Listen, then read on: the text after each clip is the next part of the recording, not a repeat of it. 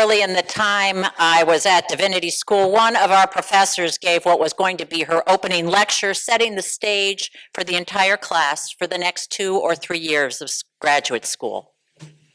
I missed it. I am sure that my excuse was impeccable. Undoubtedly, I was being a wonderful mother to my children, or it could have been that I was having trouble finding parking over in Somerville where street parking was free. But whatever the reason, now lost in the mists of time, I remember the disappointment that I felt as I rushed into the courtyard of the Divinity School building and saw the professor already outside, obviously done with her portion of the opening exercises. Now, one advantage of going to school at a more advanced age is that I had some chutzpah, and it was on fine display that morning. So without much thought, I rushed right up to the professor and blurted out, "I missed your address. I'm so sorry. Could you please sum it all up for me in about a sentence?" As if her carefully crafted, eloquent speech could or even should be summarized for me, and as if one sentence would suffice. She was quiet for a bit, and a wave of worry passed through me.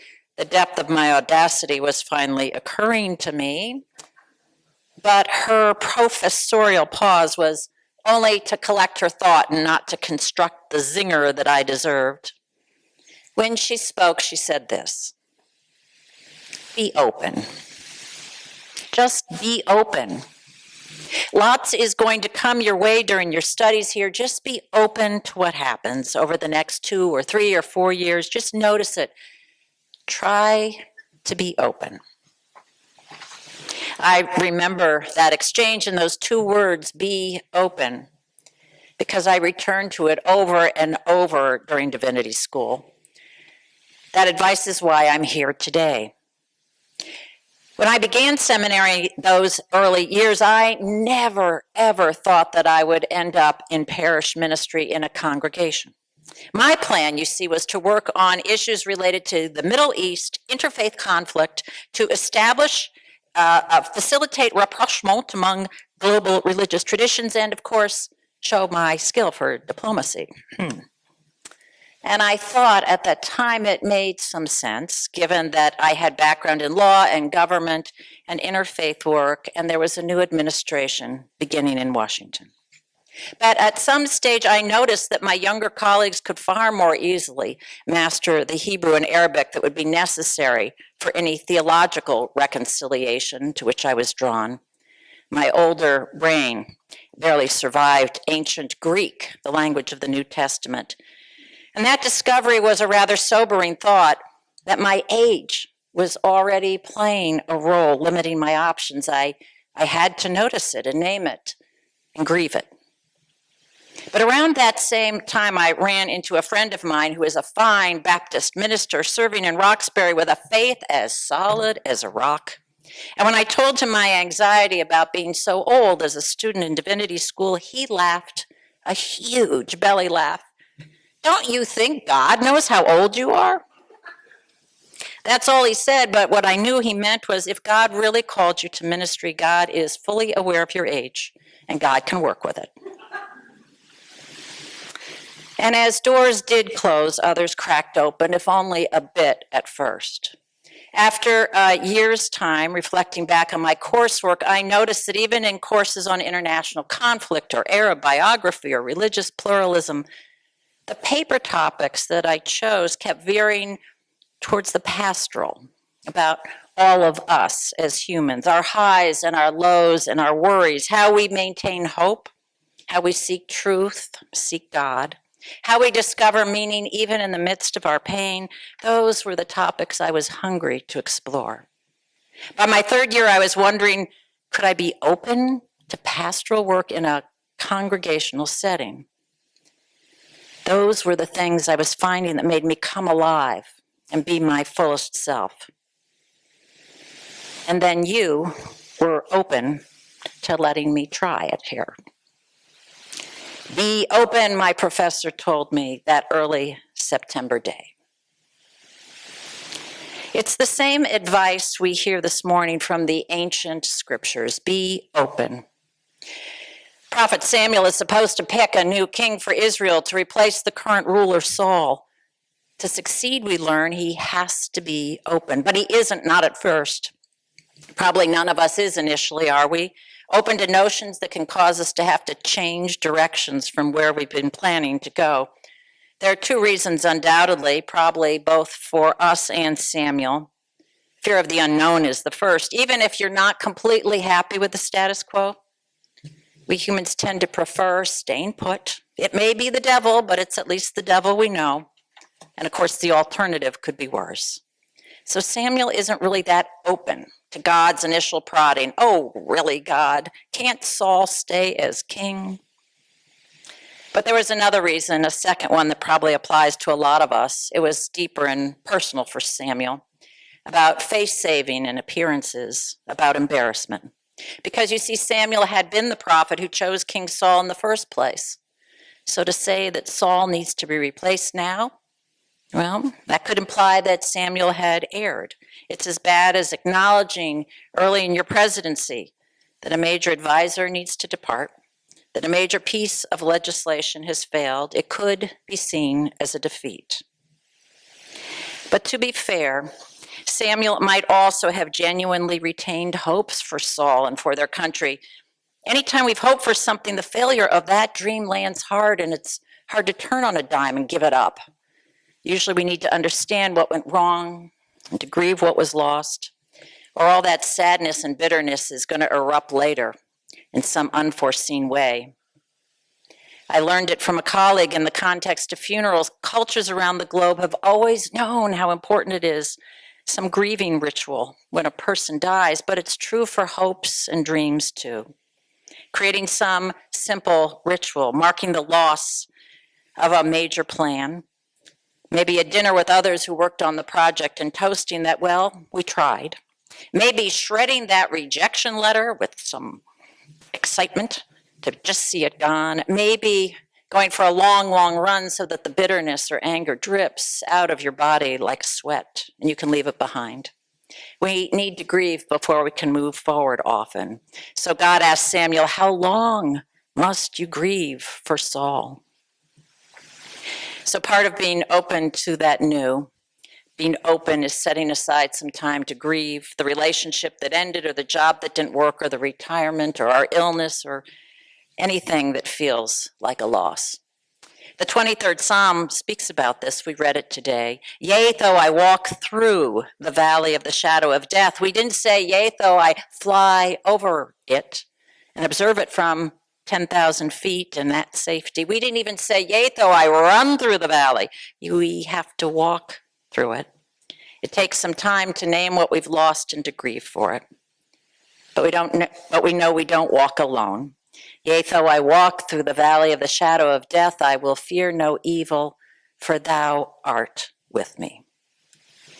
When Samuel's time of grieving ends, he must be open and go on to the next step, be open to the new. Pick up your horn with oil and set out, the voice of God says, but another problem arises. Samuel throws up a practical obstacle. God, you want me to name a new king while Saul is still on the throne, controlling all the armies? I don't think so. He will kill me. It's called treason. But God's response is instructive about being open to some new thing. He doesn't always require us to be foolish. God asks that Samuel take just that next needed step. The next step, just go to Bethlehem and gather Jesse's family. Tell them you're going to be offering a sacrifice. Take it a step at a time, Samuel. You'll see what unfolds. And then in Bethlehem, Samuel views a parade of 7 strapping sons of Jesse, hopeful that each may be the new king. And with each successive lad coming by, apparently Samuel stays open enough to know that none of them is the king God had in mind. I don't see it. Samuel concedes to God, I'm blind to what you want. Choosing by appearance, by the logical of the world, I see is not your way. Be thou my vision. Samuel must be praying. I'll stay open, but God, you better give me a hint about what I'm supposed to see. So trying to stay open, Samuel asked Jesse the odd question, is there any other option besides what I see here with my own eyes? Well, says Jesse the father, there is one, but he says it dismissively. He's out tending the sheep, you know, that job that we give to immigrant workers. No one else will do that farm work. It involves long hours, outside work, lousy conditions, low pay. It needs to be done, but I send those I value least, Jesse implies. God wouldn't be looking out there in the fields for someone to lead the nation, would God? Would we?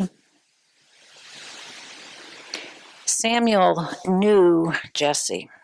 He trusted Jesse's judgment on most things. He probably wanted to accede to Jesse. Yes, I see your point, but Samuel had also spent a long life trying to be open, taking the next best step, even when the end game was far from clear. Send and bring him, Samuel decides. We'll stand and we'll wait until he arrives. To discern what God is up to in our lives, sometimes we have to run out that string and follow the odd path to the very end. Be open. Well, you know the end of the story. When a young man enters and he's short of stature and browned darker than his brothers, the Lord says, this is the one. And David becomes the greatest king of Israel that the country has ever known. Be open. The man born blind must have been open. Even before his eyes were opened, he must have been open, willing to change. Because we can see that if you are desperate, if you've had a hard life, if you've had to beg to survive, then maybe any of us would be rendered open. Because think about it. Only a person who is open is going to let a stranger mix dirt with spit and smear the mud on his eyes. Only folks who are open to change will go where they are sent, undeterred by the prospect that they're going to be observed walking down the street with a mud mask on. Only one open goes to a specific pool and agrees to wash their eyes because it's really nonsensical. Jesus, if you can do something to make me see, just do it right here and do it now. And only one who knows the transformation that he's experienced, who recognizes the gift he's been given once he was open, is then open to repeating his story over and over in face of all the skepticism and all the derision and all the ultimate shunning by his community. The blind man admits he didn't really know who this person was, but he declares, this I know. I was blind, but now I see. Can I tell you exactly how? No. But what has never been done since the world began happened to me. He opened my eyes. Be open. For each of you, what is it that we are being asked to be open today? As a church, what is it that we're being asked to be open to? Do we really want to change? Are we really open to it? Can we be open to new realities as they unfold in our world and our nation? Can we even be open to the implicit biases within us that sometimes get in our way from seeing one another and who each of us really is? I hope we can be open, because who of us can really claim that we've already had all that truth fully understood, nothing more needed? Who of us can say that, well, we've reached the stage of life when the Holy Eternal has nothing more for us to experience? Be open. It's whispered still to you and to me. Could it be our way of praying, our way of caring for one another, our way of service in the city? To what new thing are you being asked to be open as an individual? For Jesus' followers, we know the risks were high. They were driven out of their worshiping communities like the blind man. For us as a people, it might mean grieving something that no longer works or taking on a new task in a new way. It could mean hard conversations, changes in our budget, changes in our politics. We may feel shunned by those who knew us before, but it might also bring new light and life, as it did in the scriptures. to an unlikely David raised from the dregs of society, leading the nation to its greatest achievements. A blind man, able to see clearly and honestly say that all he had experienced had been done by one he didn't completely understand. His eyes were opened. Beloved King's Chapel, together let's help each other be open, open to the light. It surrounds us all.